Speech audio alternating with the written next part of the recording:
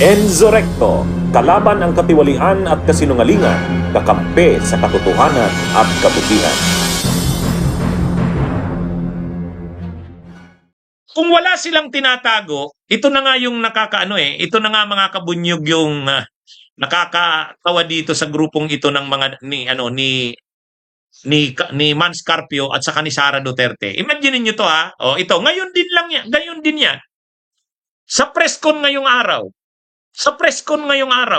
Sabi, lawyers warn media on AMLC report disclosures. Oh, ibig sabihin, itong mga abogado ni Mans Carpio na humarap ngayon sa isang press conference, nagsabi sila na kasinungalingan daw yung sinasabi ng AMLAC, blatant lie. Oh, tapos nagpaliwanag sila ng side ni Mans Carpio. Ha?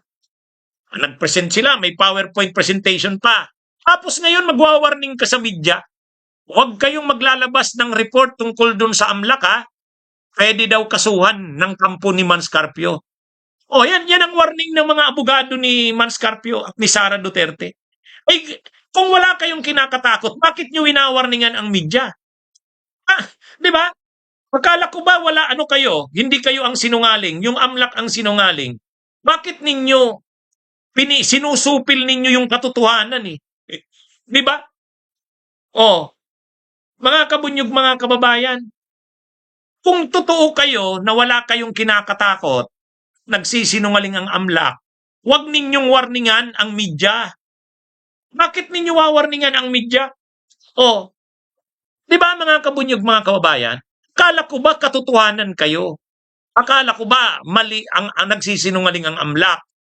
O di present nyo ang side ninyo. Nakakapag-press con niya kayo eh. Linabas naman ng media yung sinabi nyo eh. O, pinakita ko pa nga ngayon, di ba? Pinakita ko ngayon yung PowerPoint presentation nyo na pinakita eh. Oo, di ba? O tapos ngayon wawarningan nyo yung media? Ha? Anong klase yan? Gusto ninyo wag pag-usapan na yung AMLAC report na yan? Alam nyo, yan ang problema dito sa kampo nila Duterte, nila Mans Carpio, nila Sara Duterte. Wala silang konsepto ng pananagutan. Ang gusto nila pagtatukan. Ayaw nilang lumabas ang katotohanan eh. Oh, di ba? Bakit ninyo pagbabawalan ang media? Trabaho ng media ang mag-report. Actually, nung nag-press con sila, kinover din naman ng media eh. Kinover ng media. Kung nga, di ba? O, present ko kanina kung ano yung present niyang PowerPoint presentation. O, present ko kanina yung PowerPoint presentation nila. O yan, o. Ito yung presentation nila kanina, o. Diniscuss ko to, di ba? O, anong ibig sabihin? Ba't ko diniscuss yan? Kasi yan yung paliwanag ng mga abogado ni Mans Carpio. Ibig sabihin, pinipresent ko yung kanilang paliwanag. O, kaya lang, ha? Ano to? Kung pinag-uusapan dito sa presentation nila, 400 pesos, ay hindi naman ganyan ang involved na pera dyan. 6.77 billion. O ngayon, ang ginagawa nitong mga abogado ni Mans Carpio, winawarningan ang media, mga kabunyog. Winawarningan ang media. Huwag daw magre-report tungkol doon sa AMLAC na yon. Kapag ginawa daw yan ng media, kakasuhan nila. Ay, anong klase yan? Ha? Akala ko ba wala silang tinatago? 'Di ba? Bakit naman nila yon? Bakit naman nila pagbabawalan ang media? Siyempre ang media, ang trabaho niyan mag-report. Ko ganun din dito sa vlog ko, ang trabaho ko rin mag-discuss niyan. Nung nag-present ang AMLAC ng report nila, diniscuss ko. Nung nag-press con sila ngayon, yan, present ko rin yung presentation niya. O, di ba? Ano yan eh, nakakalungkot ito. Akala ko ba, labanan ng katotohanan? Akala ko ba, labanan ng katotohanan? Mananaig ang katotohanan. O di ibig sabihin, mayroon kayong paliwanag. Ang AMLAC naman may presentation. Hayaan natin ang taong bayan ang maghusga. Pero yung wawarningan nyo yung AMLAC, ay yung mga media, hindi lang actually media yan, wawarningan nila, sino man daw na magdi-discuss tungkol doon sa AMLAC report na yon, kakasuhan nila. Tama ba yun? Tama ba yun? Ha? So, kung gusto lang pala nila, yung side lang nila ang ipinipresent. Oh, pag present natin yung AMLC report na yon, Anti-Money Laundering Council report, bawal. Anong klase yan? Ha? Kung wala kayong tinatago, huwag kayong magbabanta ng ganyan. Ha? Ano yan eh? Ang issue na yan, public interest yan. Interest ng publiko ang pinag-uusapan dito. Kung ayaw kasi ni Sara Duterte, ito simple lang. Kung ayaw ni Sara Duterte na pinapakialaman ang kanilang mga deposito sa bangko, ang kanilang mga ari-arian, huwag siyang magpolitiko. Oh, lahat sila sa pamilya nila mag-resign na. Ayaw nila. Gusto nila privacy. Ayaw nila na nakikita yung mga deposito nila sa bangko, lalo na kahit si Mans Carpio, ayaw niya. Oh, di wag silang magpolitiko. Mag-resign na. Tapos wag na silang tumakbo sa gobyerno kasi gusto nila privacy. Di ba? Di ba mga kabunyog? Pero hanggat opisyal ka ng gobyerno, sinusurinder mo ang privacy mo. Di ba? Oh, ano ba? Yung bank secrecy, yung secrecy ng mga bank transactions. Okay. Ano yan? Mayroon tayong secrecy ng bank transactions. Pero in cases of impeachment, sa kaso ng mga impeachment, exception yan sa bank secrecy. Bakit? Kasi sa impeachment, pinapanagot mo yung matataas na opisyal ng bansa. O tingnan nyo si Chief Justice, dating Chief Justice Corona. Chief Justice na yan. Binuksan yung salin niya. Yung Statement of Assets, Liabilities, and Net Worth. Binuksan ang mga deposito niya sa bangko. Nakita doon na may mga deposito siya sa bangko na hindi nakadeclare sa salin niya. Bakit ginawa yon? Kasi Chief Justice siya eh. Ang Chief Justice ay impeachable official.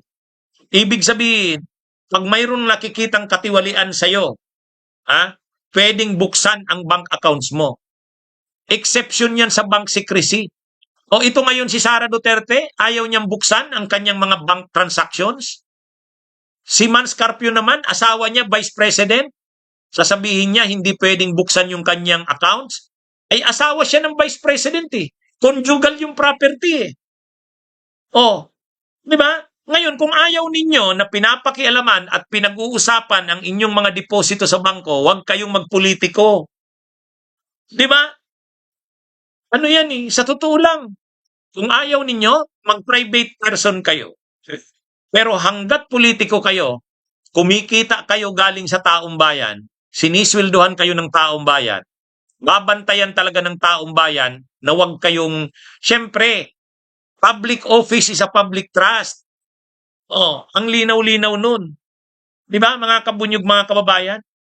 Ang mamamayan ay may karapatang busisiin ang mga income ng mga public officials, lalo na't impeachment ito. Wala ditong bank secrecy.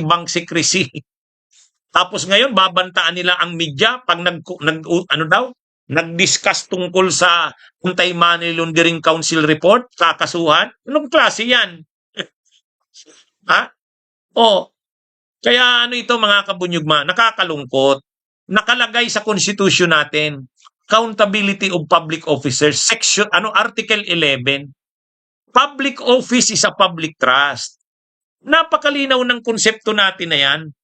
Ang mga sweldo, ang mga ginagastos ng mga officials ng gobyerno, pera ng taong bayan yan. Kaya may karapatan ng taong bayan na busisiin ang income ng mga officials. Yan yun. Tapos ngayon sasabihin nyo, hindi pwedeng pag-usapan yan. Kung ayaw ninyo ng accountability, mag-resign na kayo sa pwesto sa gobyerno. Huwag na kayong tumakbo. Ganun yun. Ang artista nga, artista, ayaw mong pag-usapan yung ano mo, gusto mo privacy? Ayaw mong pag-usapan yung mga mga personal na buhay mo? Sino yung girlfriend mo? Artista ka? Aktor ka? Kung ayaw mo na pag-usapan ka, huwag kang mag-artista. Kasi yung pag-artista mo pa lang, ibig sabihin yan, sinusurinder mo ang ang privacy mo. Siyempre, pag-uusapan ka ng publiko, sikat ka artista ka aktor ka, actress ka. Ganon din ang politiko. Bakit hindi pwedeng pag-usapan ang pera mo? impeachment ito. May mga ano ngayon, may probable cause ngayon na ang dami mong pera, hindi maipaliwanag, unexplained wealth. Tapos ngayon, babawalan yung pag-usapan yan. Di ba, mga kabunyog, mga kababayan? Wawarningan ngayon yung media. Ang karapatan ng taong bayan, malaman ang katotohanan. Ngayon na nag-press con kayo, ibinalita naman ng media eh. Nakita ko nga, napanood ko nga yung presentation nyo eh. Nakita ko rin paliwanag nyo. Sabi nyo, blatant lie. Nakita ko rin yung PowerPoint. Present ko rin nga dito yung PowerPoint. Present ko dito. Diniscuss ko kanina. Anyway, mga kabunyog, yan yung mga nakakalungkot dito sa anong ito. Ha?